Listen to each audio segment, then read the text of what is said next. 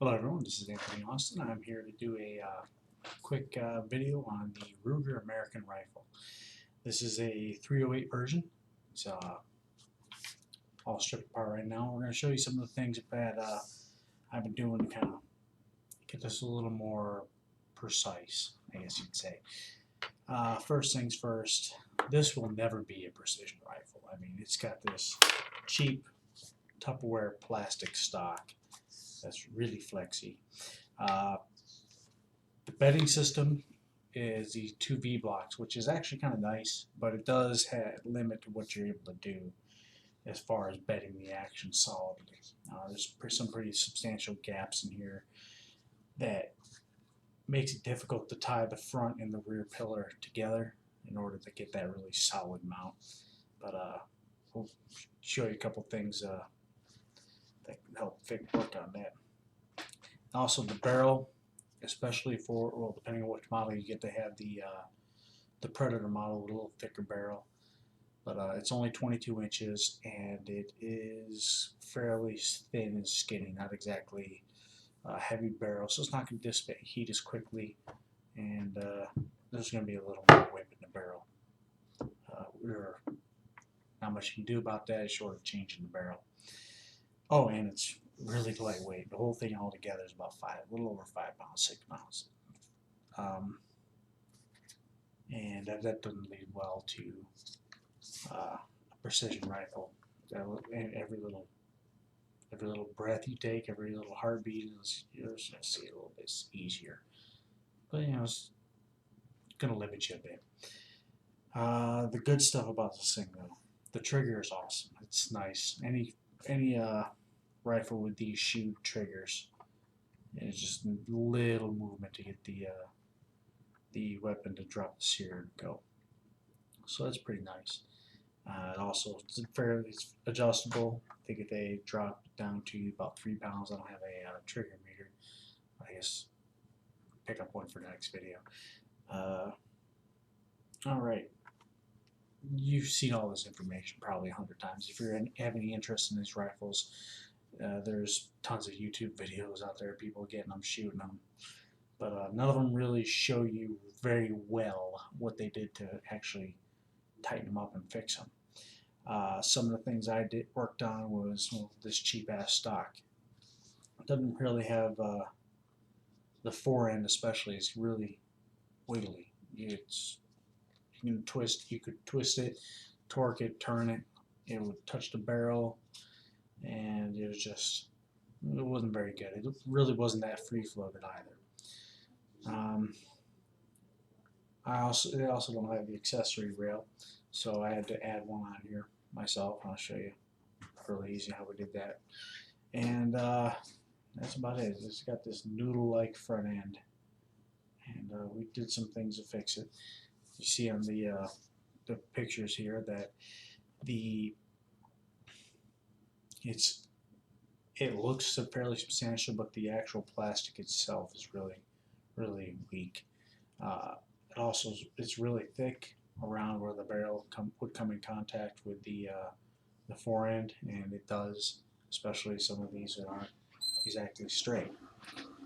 The way I tried to fix it anyways, is with epoxy. I was originally going to use a couple of steel or aluminum dowels, just a little thin piece of fairly substantial steel, little rods or little shafts, and inlay them inside the machine out the cells in here, and set the rails down on top of it, and then epoxy over everything straight. But I decided not to do that. I just drilled holes into the cells themselves and filled them with epoxy, so each channel is basically one solid piece. It just gets thinner around the plastic areas, as you'll see in the pictures there. The accessory rail right here is just the seam for when these are made, when these stocks are made. There's a seam running right down. I just lined up a a piece of Picatinny rail that I got off of a scope, one of those cheap ones, but set it on there and marked it, drilled out the holes, and put some thin wood screws in, and they then epoxied the wood screws on the back side along with the whole system, so it is fairly solid.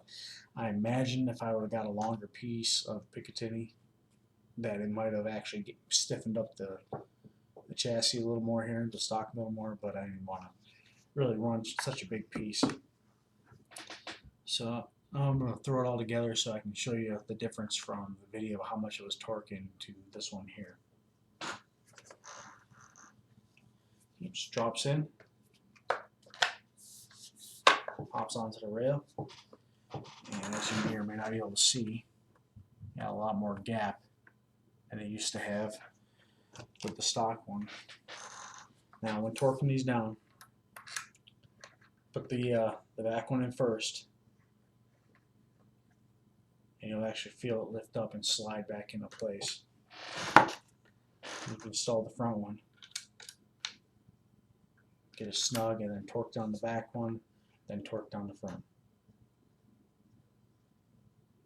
Snug, a little torque on the back, and on the front. Probably should do this with a torque wrench, but I don't have one inside here. I'll torque them down tomorrow. As you can see, I'll show you additional pictures and videos here in a second, that there's a lot more.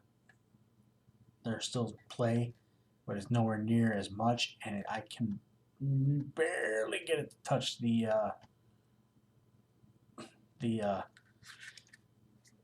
barrel there.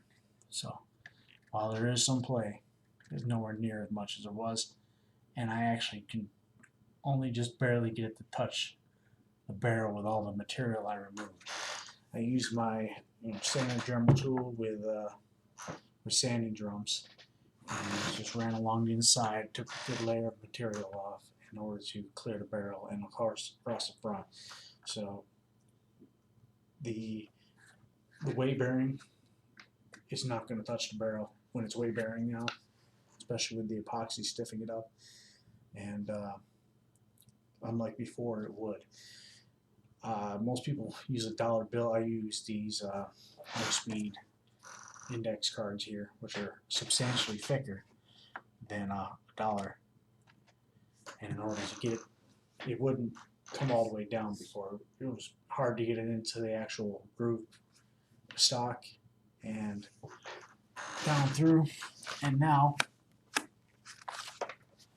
it'll slide all the way down through, no problem. Don't touch anywhere, no nothing. Even when I have it, when I'm sitting on it, leaning on it, in order to torque it some, I can still do that. So as far as the Picatinny rail, little rail section here, I got this little cheap bipod. Well, it's not cheap. I got this little vertically brick bipod for my AR for deployments. Handy for setting the rifle down when you're doing something. But so I'll set up and it'll just stay there just like that. Bam. Much better than no system. Cheap temporary scope. Size on here, I got the lowest scope rings I could find that would fit, and I have about 1.5 millimeters from the bottom of the scope, the lens cover on this side from the middle. And just snap into place, and here you go. They said these will never be sniper rifles, but they're nice to build up. I've been buying more and more stuff from Walmart, and I'm realistic. My goal with this is first round accuracy of 500 yards. I mean, it's never going to be a 1,000 yard gun. It may be, but probably not with me shooting it. So I said, first round accuracy, 500 yards is the goal. We're all set up, ready to go do some more accuracy testing and see if I can put that down every time. I know on post they have a 400-yard range specifically for civilians use, so I'll be able to come on there and use this here on Fort Campbell here in a couple of weeks, get some video of that.